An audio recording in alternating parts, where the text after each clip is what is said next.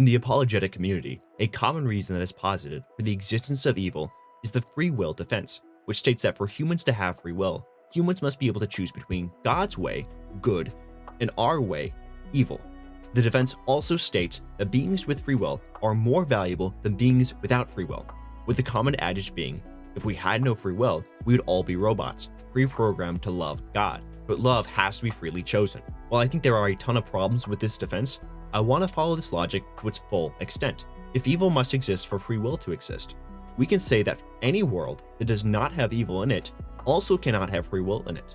Upon looking at some biblical passages, we see in heaven we are perfect and sinless, which I think most Christians would agree implies we cannot sin due to the purification and sanctification process.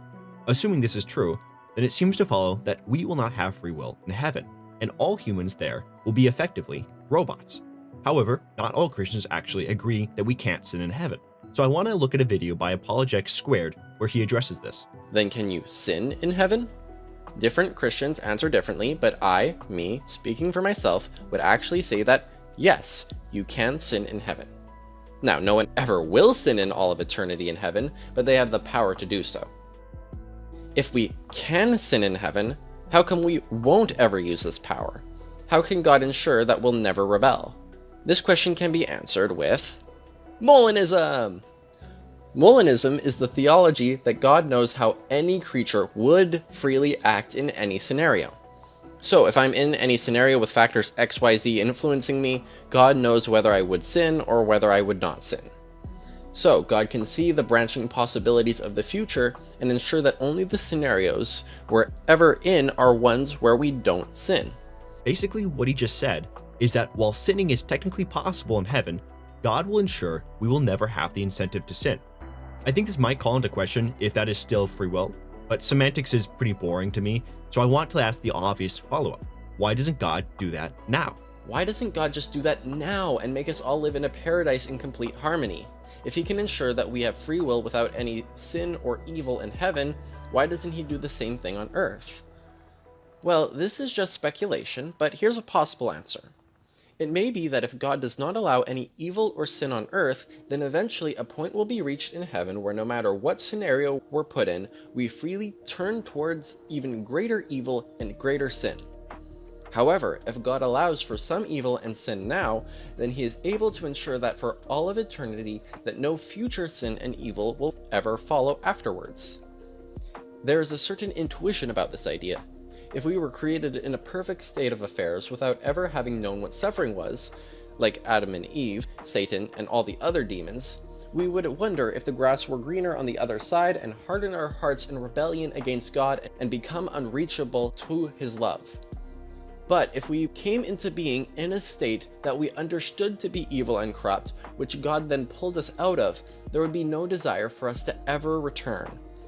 Therefore, God would be completely justified in allowing some sin and evil. I think this answer is incredibly unfulfilling and biased. The idea that God is incapable of ensuring humans do not sin for eternity does not compute for me. All God would have to do is ensure that no human ever has the biological incentive to sin. Almost all of our sin on Earth now can be traced to dopamine and serotonin receptors. So why doesn't God ensure that no sin is appealing to us? God very easily could have designed Adam and Eve to believe that having the knowledge of good and evil is unappealing to them. But he didn't, and saying that it was impossible for God to carve a path where no sin was ever appealing is an incredible reach. Going back to my original thesis that because we cannot sin in heaven, we must lack free will, there is one more common rebuttal I want to address. It says that we will still have free will in heaven, but a limited version of free will that only allows good decisions and neutral decisions, but never immoral decisions. Of course, this begs the question, why didn't God give us limited free will to begin with? Why allow us to choose evil? Catholic Answers states this. Now, you might then say, well, why would there be a difference between this life and the next life?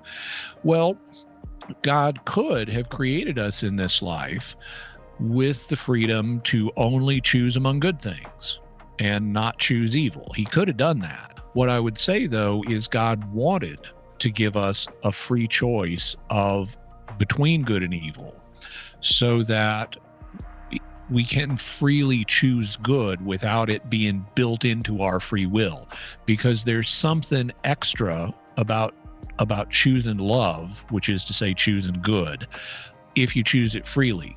Okay, basically, God allows us to choose evil because he wants us to freely choose to love him.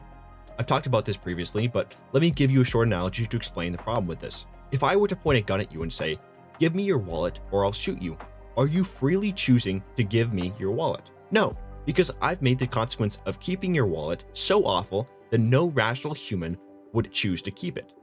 In the same way, when God says, "Love me or you will experience infinite pain in hell," no rational being that knows God exists would ever choose to not love him.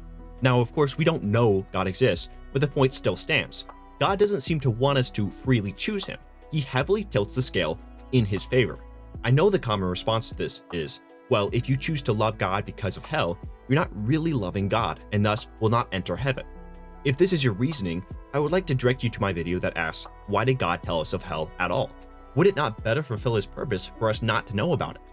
This forces Christians into a dichotomy. Either admit the free will defense is heavily flawed, or admit heaven is filled with people that lack free will. Neither one debunks Christianity, but I think this inconsistency in logic needs to be addressed. I don't know if it's clear, but I'm not a big fan of the free will defense. Like I said, I have another video on the subject, so if you want to watch that one next, I greatly appreciate it. Otherwise, I'll see you around.